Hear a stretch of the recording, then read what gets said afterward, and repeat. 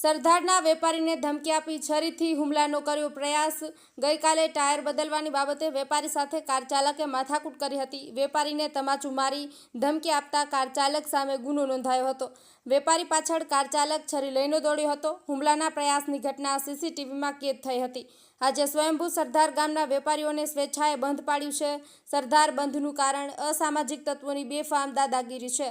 અસામાજિક તત્વોના ત્રાસના કારણે લોકો ગ્રામ પંચાયત ખાતે ભેગા થયા। આટકોટના નામચીન સિકંદર જુમાભાઈ સંધી અને તેના પુત્ર દ્વારા હિચકારો હુમલો કરવામાં આવ્યો હતો।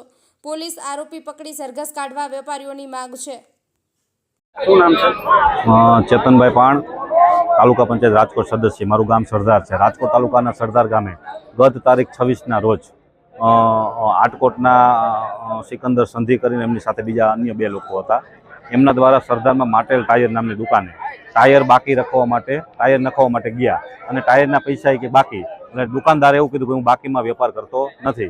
તો એનો ખાર રાખી અને એ ત્રણેય જણાએ આમની માથે હુમલો કરેલ છે, છરી વડે હુમલો કરેલ છે। જે તે વખતે અમે પોલીસને જાણ કરી અને એફઆઈઆર પણ નોંધાવેલ છે। ગામ લોકોની આજે જન આક્રોશ સભા ગ્રામ પંચાયત સરદારની કચેરી ખાતે રાખેલ હતી। એમાં ગ્રામજનો સર્વે સમાજના લોકો દ્વારા એવું જણાવેલ કે ભાઈ આવનારા દિવસોમાં કોઈ લુખ્ખા તત્વો આવા કોઈ કાર્યવાહી ન કરે અને કોઈ કાર્ય ન કરે એના અનુસંધાને પોલીસ આકરામાં આકરા પગલાં લે અને જે આ વ્યક્તિએ કૃત્ય કરેલ છે એમને પણ સજા મળે।